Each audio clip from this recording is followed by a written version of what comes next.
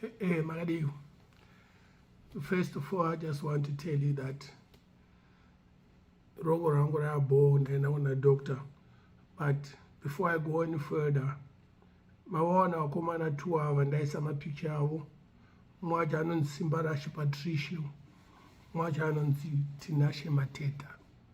Ndo wakomana wakakonzeresa kuti rogo rangu richikoke, nemwaja anonzi Cosmas. But avo 2 ndo vakandaataka pekutanga pakona paFirst naNjamela. Ava 2 vandaisa picture yawe vari 2, Simbarashi Patricio and Tinashe Mateta. But anyways, as you just heard, ndabva kuna doctor wangu izvozvi. Kanhingi kangu aka Dr. Woman. Ndokwandatobva kwadoctor. Doctor aita ma-x-rays akati everything zviri ball.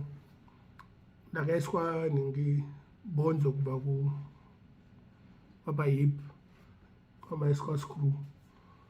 Saka ndo zviripo. But I'm just going to have to take my time kuti rinyatsohila ball, but otherwise rabo haricharwadza. Rakukwanisa kunhingi. Before ndatotadza kana kuvhura zip kana chibhakera rakupfumbata zvese zvabo. Ranga sikabhende kudayo before. Rangoramba riri straight because ranga rakachoka panapa. Nice. But I would like to thank my doctor. Amenoti anonzi Chiye anoita zvemabhonzi avo. Ndakumutenda nemoyo wangu wese Dr. Woman. He's a genius of Amber River Hospital in North York. And when I was talking to him, I told him, I'm very glad it happened here in Canada. And if it was in Zimbabwe, I don't think I could ever afford it. My medical bills, actually. And while I was talking to him, that and he said, no, Godfrey, there's nothing for free in Canada. Everything you paid for it, you pay your taxes. This is your tax money. Nothing is for free in Canada. Don't make anybody fool you. It's just the health care that is more organized. But hakuna chinhu chinonzi chemahara muCanada. Wakatobhadhara matax ako, that's why tiripo panapa. Nice. Saka inini like everything zvakaitika, it wasn't supposed to happen, but these guys took it to another level. Vakafunga kuti vakangwara sterek. The guy anonzi Simbarashi uyu Patricio. Before I went to Zimbabwe muna November, he was saying kuti akarwadziwa remand. Saka aiti akaipere, but ndakaona ndakaenda kuZimbabwe, they don't do nothing. I was waiting for it kuti anouya sei, because yaitaura kuti yakaipere chichichi ada kundipedzera. But ndangovaona vachingopfuura vachiita zvinhu zvavari kuita, because ndana basa navo, they are nothing to me. Havasi vanhu vandinoisa panhingi pasikere yekuti vanhu vandingati ndinhingi nanhingi aiwa havazikanwi. But kwamunyata vada kutsvaka mbiri neni, ndonyaya iripo waiziya. Saka uyo Simbarashi anogara muna makamuri, aida kuti afunga kuti akataurira kana vanhu vaitaurira nhingi manyama anga aripo nevamwe mapurisa ando vaitaurira majubeko kuti akandoona ada kundipedzera. But I was there for 3.5 months. Hana mubvira ambotaura neni, and handidi kutaura naye. Vese handidi kutaura navo, waiziya, because hadzisi shamwari dzangu. Handiti mukupanzwisisa.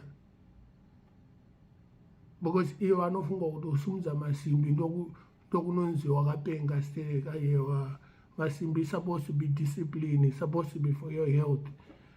Not kusumudza masimbi kuda kurova zvidhakwa. Azvibude, but dana asina kudhakwa amene kuti zvaizofamba sei. But ini ndakarohwa ndakadhakwa, anga ari manheru, vakandiita inonzi ambush. Ndakutoenda kumba waiziya. That's why ndakagumbuka dai vakandirova dai zvakaitika masikati ndofunga zvanga zvikapere mushe indotozvisiyawo zvanga zvikapere mushe because apa ngati ndaitozvinirawo zvangu wawa muna muhlanga nakona fesi vakatonditeera vakatondiita ambush pakona panjamela nafesi zvinhu zvanga zvisingatombofadza izvozvo ndavanosiya nyado nemurume wake nevana vake kuna Ilaru. Unoziva zvinobohwa sei? Time yangu yanga ndiri muZimbabwe, time pandakaenda kuZimbabwe muna February. Infact ndakaenda muna January, ndakazorwa musi wa9 February, handambonakirwa kana. Ndangoswera ndiri kukoti nekumapurisa zvandisikambonakidza.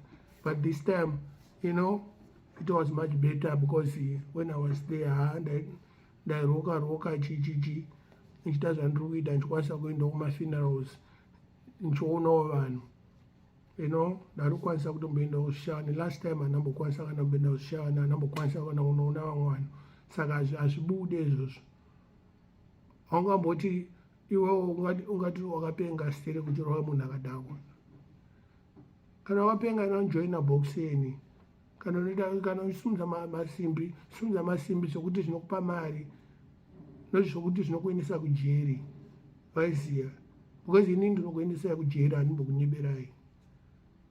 Makaita laki makapiwa nhingi community service because hameno vanhu vaindiitira chispy. Pane vanhu vandiitira chispy vaiziva kuti ndikudzokera musi wa13 March ndo vakandiitira chispy, ndozvana makasentenzwa kupiwa community service, ndozvana ndakakwira ndege. Ona chispy chacho kana munhu wese akatozozviona kuti apa paitwa chispy apa because kesi yangu yangoramba ichingopushwa. Ndichiti ndakatogumbuka nenyaya yacho, but what can I do because yakatotongwa yakapera. I wasn't there ndizvozvo, but munhu aurove munhu akadhakwa. Vanhu vazhinji vakarova vanhu akadhakwa akafa. Imagine daenda akafa zvanzikatozopera mushe kama itobva matotama muZimbabwe macho. Otiza uchienda kuSouth Africa waingobatwa ikoko because hapana zvamaita, waiziya. Anyways, on this note, I'm very grateful for Dr. Holman. Vakandiitira nyasha, vakandikwanisa kundirapawo zviri bobo. Ndakaiswa plaster muna July last year and now it's been about 8 months, so you know what I mean, and it's a long road. Hazvirevi kuti ndapora zvokupora zvimwe zvaizvo, but kapeni kachingoripo, but kapeni kakonzeswa nechando, waiziya, because panga ndiri kuZimbabwe ndasikambonzwa kapeni kacho kandiri kunzwa mai manje, but kapeni kandiri kunzwa ndekechando. Unongoziva kana wachikoka bhonzo soka wakapindwa nechando pane takakurwadza, but zviriko, hanzi ndo geto yacho handiti. But next time vanhu ivava3 vangorova munhu ndakangozviziva kuZimbabwe, I'm going to that court, vari kuenda kujeri, and handisitomboregedza. I'll be what you call a material witness, kuti I make sure that vapinda mukati, munhu mukati kana anetsa, kana achifunga kuti monya kumba kwani, waiziya. Iye Simba Rashe Patricia iye akauya achikumbira regerero kumba kwedu.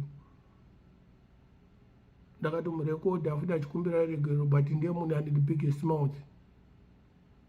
Pazvakaitika futi anga asipo futi, patakatanga kuexchange mawords kumba remusika anga asipo, but anga kutotora nyaya kuti ange yake,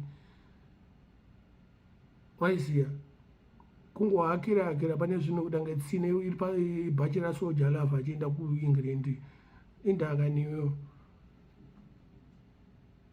Siyana neni mese makadaro muri vatatu, unzwa. Simba Rashe siyana neni, Cosmas siyana neni, wazvinzwa. Tinashe siyana neni, handikuziyei, handidi kukuziyai, but bava ndafit. Thanks to you, because dapamba pasina imimi ndisikatombotava nezvenyu, masinzikizisa but vakandipinza panguva yakaoma ende vakafadza vanhu vakawanda but inini madminox I don't really care because ndakatopindawo dzakawanda waiziya but anyways ndo zviripo right now inini manje I'm going through my healing process. Doctor angoti aita isese auri kuita kana pane chinenge chanetsa unouya uzondiona, you understand. Saka like my doctor said, ataura kuti no, everything is bore, you know, x-ray yabuda zviri bobo lokuti hopefully handite tuma mishap's because unongozani ndachembera kai ndakatyoka bhonzo inonetsa kuripeya inogona kubva raita mafufu already ndotora vitamin E nevitamin D nevitamin necalcium zvinhu zvemabhonzo waiziya kai ndakazotyoka futi manje hazviripeke kandi dakundiremadza ndamunhu mukuru hamunyari ndozvamunosimudzira masimbi izvozvo muchinyara. Tsvakai mari zvakanaka kudhiniwa nekuti madminox ari kudya mari yake muzimbabwe, zvimwe zvinhu muchinyara handiti. Ini ndonzi madminox regardless what you say, handamonya pamberi pangu izvo ndo zvandakagara ndakatotaura ndamonya pamberi pangu. But anyways, I would like to thank my doctor once again, Dr. Omen wekuhamba river, a hospital in North York, Toronto, Ontario, Canada. Get me, I'm out. Big love and respect, and everybody vakandisupporta patime yangu yanga ndakakwara summertime last summer. Yanga yakaoma, hapana zvandaikwanisa kuita, ndasikakwanisa kana kubika kana kusuka maplate chaina asikakwanisa kubata munyari wacho. Saka mai manje ndida kutonyatsodywawo chikafu chiri bho, ndasikadye chikafu chaina ndangodya matakeouts. Mai manje ndada kudya chikafu chiri bho, nomboendawo ndakati simbirirei kuZimbabwe. This time ndakaenda ndakaonda, but ndida kudyawo chikafu chiri bho ndakwanisa kuzvibikira ndega because chikafu chematakeout chinorwadza. Kune vamwe vakanditengera lunch, vaiuya kuzondiona vachinditengera beer nelunch. Thanks very much everybody. You know what I mean? I appreciate everybody, all the support I got from the Facebook fans, YouTube, vanekudeni kuZimbabwe, South Africa, England. You know, thanks very much America, Canada, Messi. You know, like I said, there was people who bought me lunch. Vamwe vaita mari yekutumira lunch kuti kungwanisa kutenga lunch because they would understand my situation. Kuti mablangochi haasikwanisa kubika. Thanks TK wakazondiona a couple of times vachinditengera lunch nebeer, and all those guys vakazondiona vachitengera beer vachinditandadza vachindivaraidza padhini. You know, my days angu ndakakwara. You know, zvandanga nditori stress zvekutoti vanhu vazhinji havana kuzoona kuti ndiri stress. Ndaingonyebedzera kusekerera, but I was stressed because zvinhu zvakawanda zvandada kuita ndakatadza kuzviita waiziya. But once again, Dr. Omen wekuhamba river, a hospital, North York, Toronto, Ontario, thanks very much for what you did to me. And you know, all your staff, Andy, big up yourself. Ndakuona today, you know, ndo wakandisa plaster, big up yourself Andy to the maximum. Love no saying wakandisa plaster zvimazo unogona basa rako nemukadzi akandibisa plaster. Thanks very much. Nevese vaindiona pahamba river hospital, thank you very much all the people at Hamba River Hospital for taking care of me. You know what I mean? Operation Vesangorimo, all the people who were involved in my operation, thank you very much. You know, from the bottom of my heart, signing off, madminox. Peace.